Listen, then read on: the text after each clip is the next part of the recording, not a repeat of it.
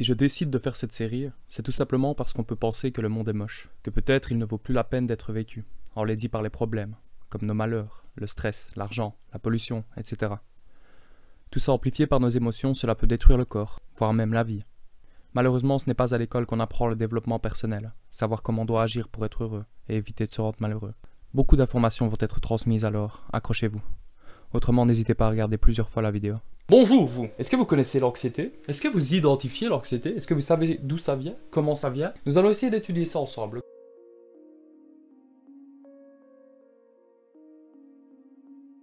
Ce sont des pensées qui sont constantes, répétitives. À certains moments même, j'ai l'impression qu'elles viennent sans que j'aie à leur demander. Parfois, je me dis même, mais putain, pourquoi est-ce que je pense comme ça? Mais je fais pas exprès en fait. D'où ça vient? Eh bien, simplement, on a automatisé certaines pensées. Et dites-vous que plus ces pensées, elles arrivent sans le vouloir, et plus c'est des pensées automatisées. Et donc, plus ça fait longtemps que vous êtes, entre guillemets, dans un petit cercle vicieux d'anxiété. Et comme nous, êtres humains, nous détestons perdre le contrôle, que nous aimons avoir les choses bien en main, et que l'anxiété prend le contrôle de nous, autant vous dire que c'est une belle grosse qui fait un effet boule de neige. Et jusque tout en bas là, à la fin on a un bon gros caca comme ça. Nous le but, ça va être un petit peu de contrer ça et de réussir à essayer d'inverser pour pouvoir utiliser l'anxiété et la changer plutôt en une chose plus positive qui va vous permettre d'avancer dans votre vie et aussi à travailler sur vous-même. Quand on commence déjà à comprendre que l'anxiété et la nervosité c'est un stress, on se dit ok, le stress agit sur moi. Qu'est-ce que le stress produit? Nervosité, agressivité, peur, anxiété, angoisse, honte, etc., etc. Tout ce qui est émotion négative autour de tout ça. Et affectant aussi la confiance en soi, l'estime de soi, la motivation, le bonheur, etc. Croyez-vous que s'il vous manque de la motivation, vous allez pouvoir atteindre un objectif? Objectif qui vous permettra d'être heureux? Non. Bon gros caca. Alors je vais juste vous demander d'imaginer combien de temps sur une journée, vous, derrière l'écran, vous perdez du temps avec vos pensées, dans votre tête. Je vous donne un petit exemple. Moi, avant, je pensais énormément que je voulais faire du sport. Pendant longtemps, je voulais faire du sport, mais j'en avais plus du tout la motivation. C'était aussi ça qui faisait que je m'étais perdu. Enfin bref, j'avais perdu ma motivation et toutes les heures où j'ai pensé fais du sport, et que je n'ai pas fait du sport, bien entendu. Si on remplace ces pensées par des choses qu'on peut faire, qu'on a envie de faire, là on est dans la productivité. Si ça reste dans des pensées qui ne bougent pas et qui nous font rester sur place, finalement ça c'est dans le négatif. Et alors pour mon cas, vous voyez, et pour tous les cas, il faut comparer à votre situation, je fais toujours pas de sport, je suis toujours loin de ce que j'étais avant et ça amplifie mon image que je me suis perdu, que je suis plus le même et que je suis un déchet et que tchic et que tchac. C'est en forgeant qu'on devient forgeron. Vous connaissez cette phrase, elle est magnifique et elle est tellement vraie. Il faut comprendre qu'on a un cerveau.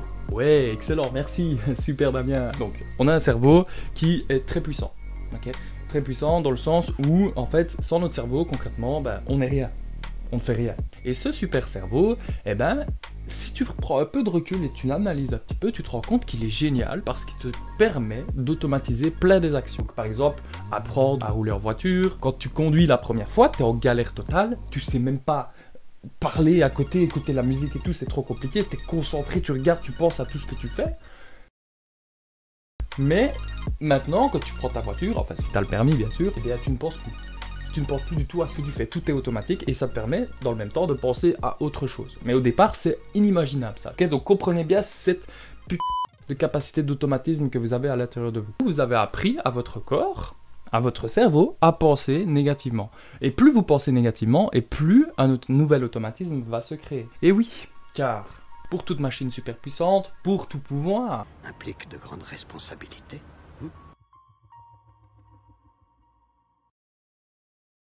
Est-ce que vous saviez que notre cerveau consomme 25% de notre énergie?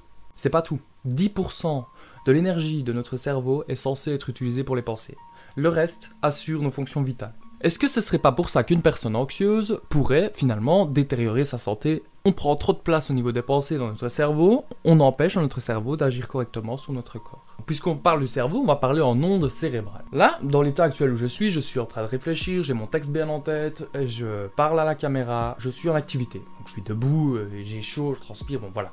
On peut considérer qu'au niveau fréquence cérébrale, je suis à peu près à 20-30 Hz, peu importe. On dit qu'on est en onde bêta. Notez onde bêta, c'est de à peu près 15 à 30 Hz. Eh bien, figurez-vous que quand vous êtes dans un état anxieux ou que vous pensez beaucoup négativement, vous êtes aussi en onde bêta. Ce qui veut dire que votre corps a l'impression d'être en activité. Ce qui peut expliquer que, avant de dormir, une personne anxieuse ait beaucoup de mal à trouver le sommeil. Imaginez-vous juste reprendre le contrôle à certains moments où vous en avez besoin. Comprendre que, ok, maintenant là, je suis en train de me détruire parce que mon cerveau, il est en train de carburer pour des pensées qui ne servent strictement à rien. Donc maintenant, je change. J'abaisse les tensions et je me sens juste bien. Comment? On comprend qu'on est à peu près à 25-30 Hz là-dedans et on va changer, on va se dire, ok, on va descendre maintenant. Descendre plus bas dans les fréquences. Et là, on va arriver en onde alpha. C'est entre 8 et 13 Hz. C'est la relaxation. Donc, quand vous êtes posé dans votre divan, en train de tranquille, en train de juste être là à apprécier la télévision, le paysage, n'importe quoi. Ok, là, vous êtes relaxé, vous respirez, et c'est très bien comme ça. Et votre corps a besoin de ça, évidemment, pour assurer les fonctions comme on a vu tout à l'heure. L'anxiété, pour moi, il faut le voir comme une force. Au départ, certes, c'en est pas une. Au départ, c'est un putain d'handicap. Mais comprenez que ça peut être une force. Si on prend du recul, on imagine. C'est quelque chose qui vous permet de beaucoup penser, d'analyser, d'appréhender. Ok. Quand on se dit comme ça, oui, c'est pas très positif en soi. Bien sûr que si. L'analyse, c'est quelque chose de très positif. Vous allez pouvoir prendre du recul pour analyser. Maintenant, c'est là, sur la fin, sur la conclusion, qu'il va falloir un petit peu changer votre façon de voir les choses. Donc, votre anxiété vous ramène sans cesse à appréhender, certainement. Appréhender la peur, la vie des autres, le rejet, l'échec, appréhender tout ce qui est négatif en fait. Super, merci beaucoup cerveau, t'es génial. On va juste remplacer un mot qui est, pardon monsieur, anticiper, appréhender. Petite histoire pour illustrer appréhender, anticiper, pour bien comprendre la différence entre les deux, et c'est vraiment essentiel si vous voulez changer votre façon de voir les choses et surtout changer votre anxiété.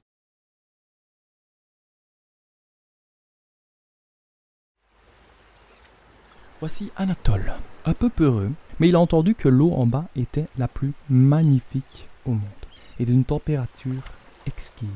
Mais le seul moyen d'y accéder, c'est de faire le pas, et sauter. Il se lance et découvre un paysage marin sublime, et vit de très bonnes sensations pour avoir vaincu sa peur. Maintenant voici Béranger. Lui pense qu'il manque de talent pour sauter, qu'il va s'éclater sur l'eau et nourrir les requins. À force, il va s'auto-convaincre qu'il n'a pas la capacité ou le talent, ce qui crée une peur et un manque de confiance en lui. On peut dire bravo à Anatole d'avoir porté ses organes génitaux, et Béranger va devoir travailler un petit peu sur ses perceptions. Anatole a simplement pensé que s'il ne le faisait pas, il allait regretter. Malgré sa peur, il a donc sauté. Béranger, lui, a focalisé toute son attention sur le simple fait qu'il allait mourir. Il n'allait pas mourir, mais il a pensé qu'il allait mourir. Il était convaincu que s'il sautait, il allait mourir. Mais peut-on en vouloir à notre cerveau de confondre ce qui est bon ou pas pour nous, tout en sachant que c'est notre avis, notre jugement qui va influencer ça, tout en sachant que notre jugement est influencé par l'anxiété. Tu commences maintenant à comprendre, je pense, j'espère. Pour conclure cette petite histoire, je vais vous donner une phrase qu'il faut noter dans votre cerveau, qu'il faut jamais oublier, d'accord? Toute votre vie, vous la gardez là. Très important. Votre inconscient confond le réel et l'imaginaire. En sachant que votre inconscient accueille toutes vos pensées. Toutes vos pensées, elles disparaissent pas. Elles sont stockées là, bien à l'intérieur, d'accord? Vous imaginez même pas le potentiel de mémoire qu'il a votre inconscient, ok? Juste une petite image pour vous rappeler un petit peu ce qu'est l'inconscient par rapport au conscient. Voilà.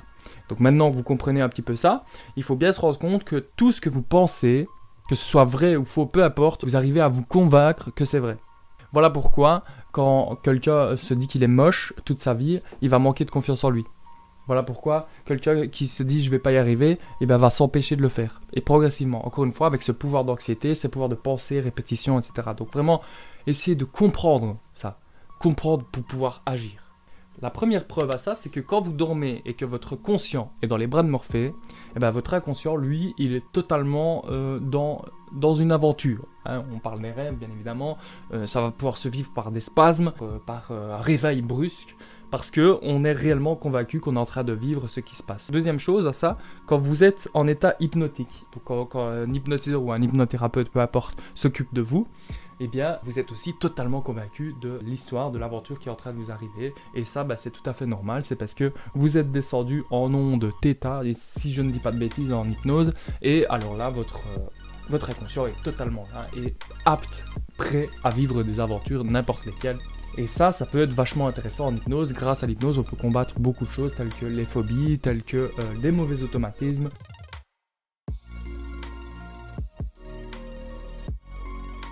Donc, conclusion, et pour terminer là-dessus, puisque voilà, c'est un petit peu la concrétisation, c'est de réussir à gérer tout ça et de se dire, ok, je vais me sortir de ça et je vais y arriver pour reprendre le contrôle. Sur reprendre notre conclusion, l'anxiété c'est trop penser négativement, etc. Ok, très bien.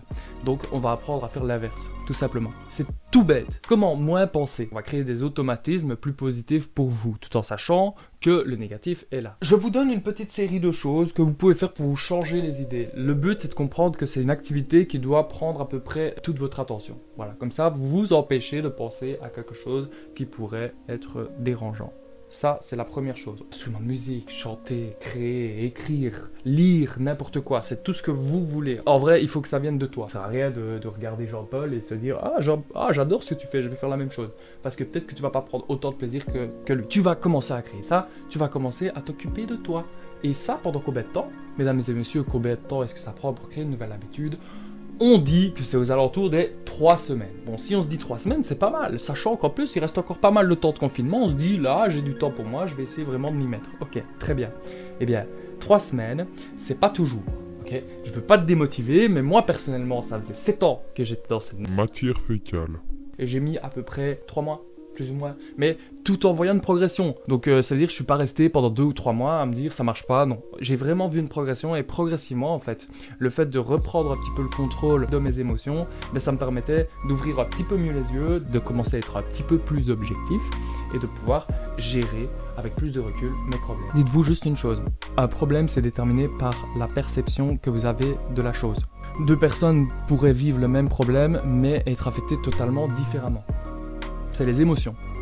Quelqu'un qui est fort émotionnellement lié à son problème, eh bien, il va avoir beaucoup plus de mal à s'en détacher. Qu'est-ce qui crée ça? Évidemment, le temps. C'est pour ça qu'il faut comprendre que 3 semaines, c'est pas une science exacte, mais rien que déjà pendant 3 semaines, je peux vous assurer que tous les jours, vous prenez l'initiative pour commencer à améliorer votre vie, pour changer ces mauvaises habitudes d'anxiété, etc. que vous avez, et vous allez voir que progressivement, vous allez le remplacer par des choses plus positives. Quand on sait que les pensées déclenchent des mauvaises émotions et des mauvaises réactions, et que aussi des mauvaises réactions déclenchent des mauvaises émotions et des mauvaises pensées, et bien là on se rend compte en fait que, encore une fois, c'est notre bon gros caca. Parce que malheureusement, ben oui, notre cerveau automatise beaucoup de choses qui sont pas forcément cool pour nous et qu'il faut changer. Mais il faut juste 1. Identifier, 2. Trouver une solution, 3. Agir. Voilà. Tout est question d'entraînement dans la vie, il faut vraiment comprendre ça. Il y a plein de choses qui aident à l'apaisement mental. Cette série va vous permettre, je l'espère, de pouvoir orienter certains choix de votre stratégie et comme ça vous dire, ok, je prends cette décision, et à vous de voir si ça vous améliore la vie, si vous allez créer de nouveaux automatismes qui vont vous rendre plus heureux et chasser toute cette négativité, tout ce malheur. Et encore une fois, soyez patient. Patience, parce que la patience est nécessaire à toute stratégie. Et en plus sur son chemin, énormément d'expériences inestimables. Sur ce, méditez là-dessus, j'espère vraiment de tout cœur que ça pourra aider des personnes qui sont comme moi, qui ont été comme moi, qui peuvent le redevenir, ou même des gens qui n'ont pas ça du tout, mais qui prennent bonne note de tout ça, parce que ça peut leur être utile un jour dans leur vie. Et on se retrouve très bientôt pour une nouvelle vidéo, qui sera sur le sommeil, parce que comme on l'a dit tout à l'heure, le sommeil est super important pour être heureux, et donc... Finalement, en se tournant vers les choses qui méritent notre attention, on commence peu à peu à voir le monde plus beau, même s'il restera toujours des choses sur lesquelles on n'a aucun pouvoir. Alors un bon conseil, apprivoisez votre cerveau de manière à en faire votre allié plutôt que votre ennemi. À bientôt.